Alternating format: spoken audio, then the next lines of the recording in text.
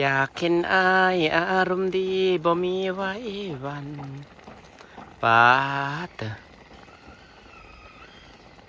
นางคือมาต้มกระดูกหมูแบบว่าตุนกระดูกหมูขักใช่ปะเรื่องของเรื่องนะตุนกระดูกหมูแบบใส่โออิชิใส่โออิชิแบบตุนดนป้าสัมสร้างเสียอารมณ์ดีอยากเห็นอายอารมณ์ดีบ่มีไว้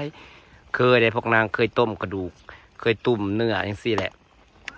ต้มหรือตุนบดมือต้มตุนหรือว่าตุนโดนนะแล้วใส่โออิชินะ อารมณ์ดีบดมือเพราะว่ามันเคี่ยวดนเด้บ่ได้ใส่แล้วเอาขึ้นเด้เคี่ยวดนแล้วมันแบบเคี่ยวดนแล้วมันอันนี้เด้พี่น้อง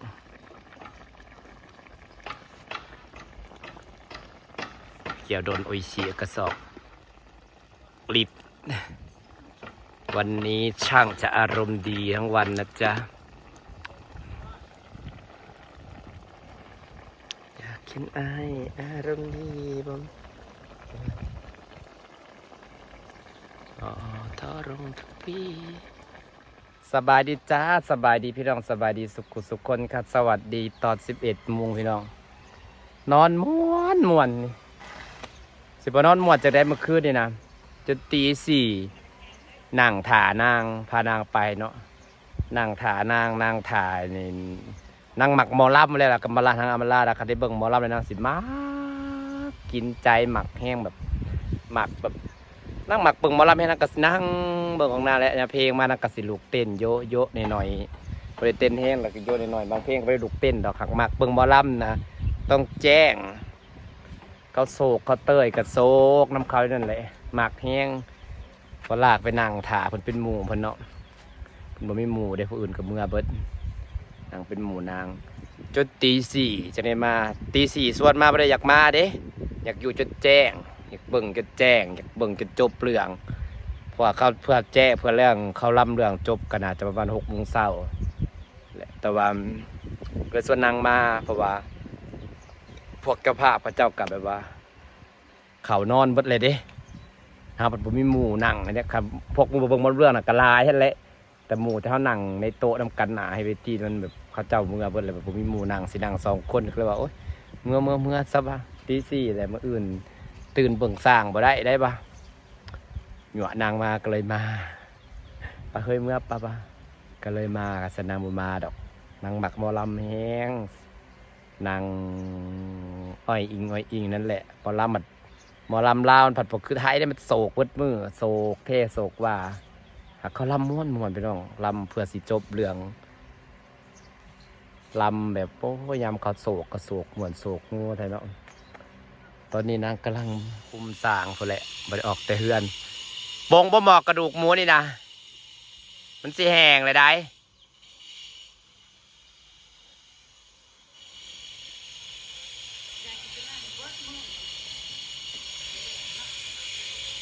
คุมสารนี่แหละคนสิได้เฮือนสิได้สร้างแล้วเอ้ยดีใจคุมสารจิต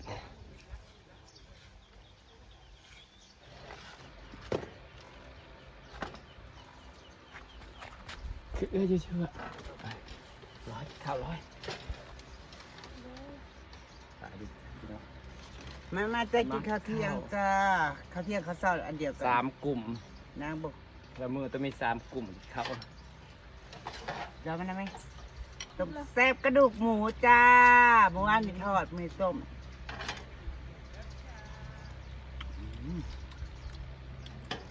นี่หาผักแล้วเห็ดแซ่บอันนี้หรอเกือบเค็มเที่ยวโออิชิบักคักหนึ่ง กูบอกว่าอีตู่มากินกั มึงจำมึงไปเล่นเฮือนกูได้ปะไปเล่นกับไอซีครั้งแรกตอนนั้นน่ะ ไป กู ตู้ ต้มหมูให้แล้ว กินไปตู้แซ่บทำไปเก็บ บุรพาต้มกับหมูต้มเนื้อแล้วคนกินต้มแบบใส่โออิชิลาเป็นแบบเที่ยวบดมือเด้มาพากันเมานะเมา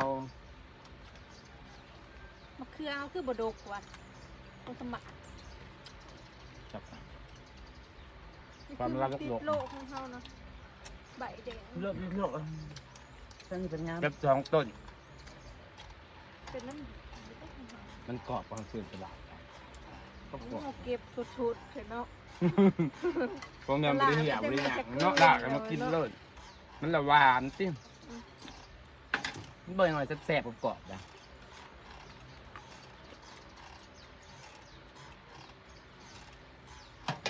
ตอนนี้มันแม่นนะพี่น้องเก็บสดๆกรอบเป็นหวานจริง ตำคือเสียบเนาะ กระดูกอ่อน ปกติการรีดมาใส่เนาะ น้ำโต มะเขือเนาะในพันวานตับเพื่อนก็มักถั่วกันเด้ มือตำเครือชูจ้าง บ่เคยกินเสือ เสียบแล้ว กำกับมันเลย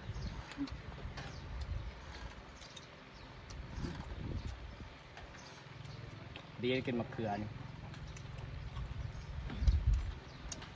ต่อไปมะเขือยาวก็กำลังมี ง่ายไปให้ สิยะมะเขือยาวสุกเนี่ยโน่นน่ะ พวกนั้นใหญ่พวกกินนะทางพุ่นนะทางท่านนี่มันแมงลง มันเป็นเที่ย พวกนั้นแมงบ่ลงอ่ะพวกกินแล้ว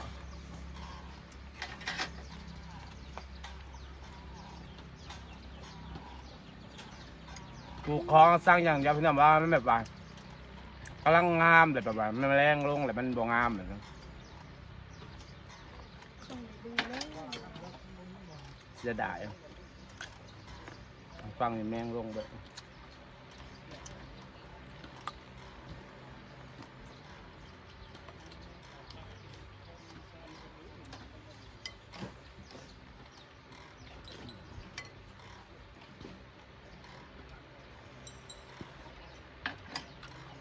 เป็นสูตรมากนะครับสูตรที่เราใส่ใบคำโพดละพร้าว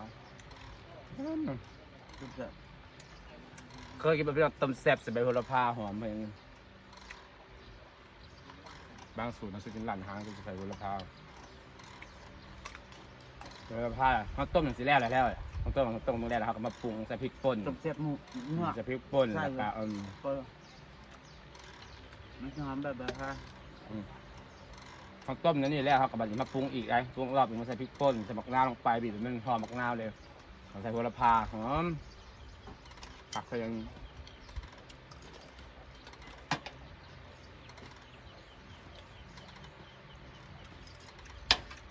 ว่านก็ทอดเครื่องหม้อเหลือพวกร้านเดี๋ยวเมื่อให้เขากินเท่านั้นเนี่ย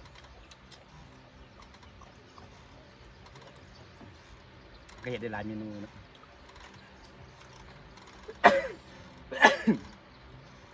เดี๋ยวเราจะไม่นอนพอดีเนาะได้ยาจะกินยังไง ผัดกระดูกหมูนะผัดแบบว่าเป็นหวานเขาเพิ่นผัดอย่างว่า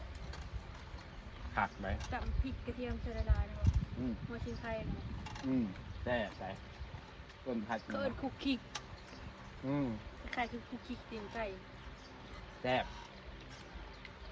ตีนไก่กับข้าวผัดแซ่บคือกันข้าวต้ม มันจะหอมหัวใจไทยเนาะผักแซ่บ ผัดแล้วเอาใบผักบัวละพาเดลง แม่นหอมแซ่บเนี่ยเห็ดนั่นนี่กระดูกเขาตุ๋นผักไปยังไงทำไมว่าจะกินไทยซินทาวจ้ะ ให้มันเย็นนิดนึง เดี๋ยวพี่กระสักมามันขึ้นบ่ได้ไหมบ่ เป็นยาวนะฮะอยู่ลาวบ่คือกันเด้วยจ้าจักแล้วบ่เคยไปเลาะหลังห้านไปเลาะรอบงานบ่เคยไปคือยาวนะฮะ อัน แล้ว นี้ ก็แล้ว บ่าวบ่เบิ่งหมอลำนี่บ่เคยสิ อยู่ลาวมีบ่ ยาก มีแต่กลุ่มมัน เจ้าภาพมันคือที่อยู่หน้าห้านนะข้างหน้าห้านหรือห่างส่วนมากวัยรุ่นเขาบ่ได้มักหน้าเวทีจ้ะกระโปงหรือว่าเป็นน้ำบางเขตบ่บางแขวงบางเมืองบ่ทั้งรู้ บางเมืองครับไปเขาไปบ้านหาดสุมันน้องไปเขาดิบ้านเฮานี่แห่กองอีกตุ๊บแห่นี่นะบ่ได้เป็นแห่ร่างบ้านนี่บ่ได้มีวัยรุ่นเด้อมาไปบ้านน้องสะพายไปตอนปีนั้นนะมีแต่วัยรุ่นบ่ได้ผู้เฒ่าเนาะเฮ้ยมีแต่วัยรุ่นแห่กองอีกตุ๊บแห่ร่างบ้านนั่นนะ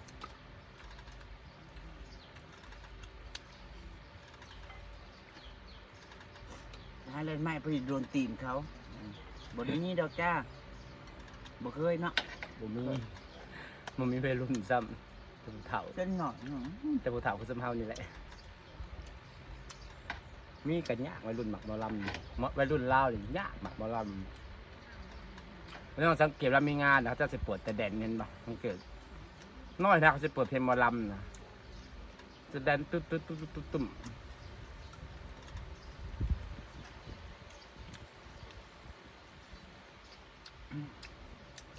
หมาลำมันคือต้องคนหลายเลย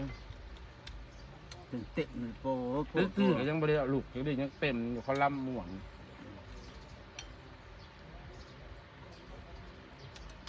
ขนาดเขาบอกคอยเตยได้นะ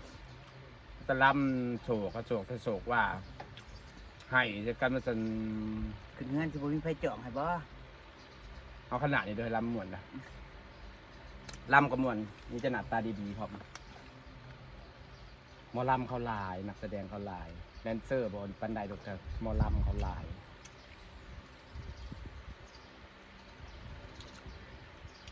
โศกก็จนได้หายน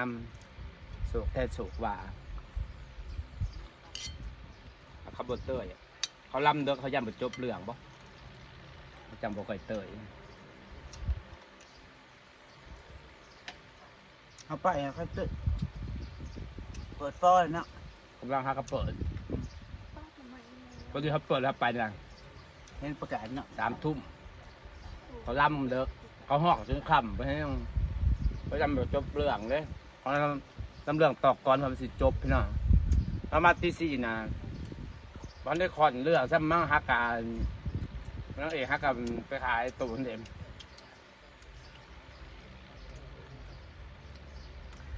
ทีมลูกให้ปัว ทีมลูกให้ปัวคลายตัวให้สู้เรื่องก็ได้เพราะว่าหักนักหักนาจะถ่ายไปขายตัว ตอนโศกสิกันเด้คือจะหักกันกระดกกระเดียดแล้วบันหลักไปขายตัวหมักเบิ่งคนเบิ่งเนาะเขาหมักกันเฮ้ย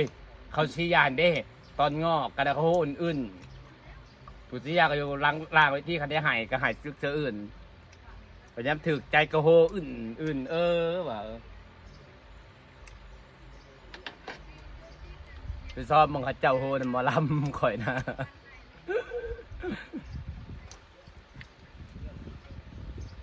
โฟกัสอยู่เลยถ่ายโฟกัสเลยเดี๋ยวเขาโศกก็มีผู้หายนางหมาว หายบัดนี้ตอนเพิ่นงอกกันได้แต่ก็โหอื่น ป่ะม่วนน้ำข้าเจ้าอยู่ได้เขาไปนั่งจุดปฏิสีก็ม่วนได้นั่งเบิ่งเวลาเขาโศก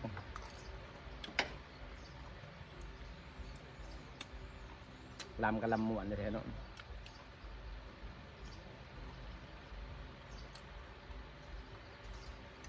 เอิ้นหาเต้ยบ่มีเต้ยจ้า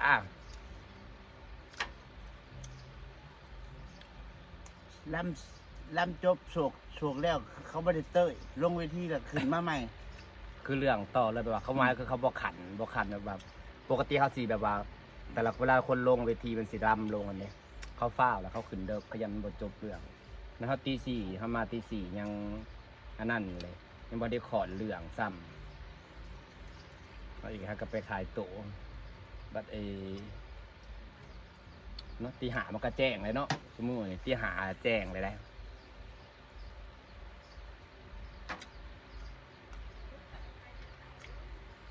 หมักไก่ย่างไปกินกับข้าวแล้วเฮ้ยหมักไก่ข้าเจ้านั่นไก่ย่างข้าเจ้าน่ะแซ่บ แซ่บบ่ ข้าวละหมักนี่ จากเขาบริกิน อ่ะกูบริกินไก่ย่างกูกินไก่ กินยั่วบ่กินแล้วอื่นนะบริกิน แซ่บไก่ย่างวิเชียนคนเดียวจะของคนตีไก่วิเชียนขายเนาะมาขายแซ่บทีนี้ยังเดิกยังไปหาหลอกกินเบิดก่อนมาไปห่ออยู่ ย่างวิเชียน คนหลายเลยจักยังกับบุคคลนะจะไปจักยา พี่น้องจะสิได้ฝากบรรยากาศไว้สำนีบอกคนอันนั้นกันลายพร้อมกับว่าจะฝากบรรยากาศไว้สำนีละจ้าคุณนะจ้า สบายดีจ้า ไอ้นี่ไก่นะเขาจะอ้อนไก่ไปทะเลหมอ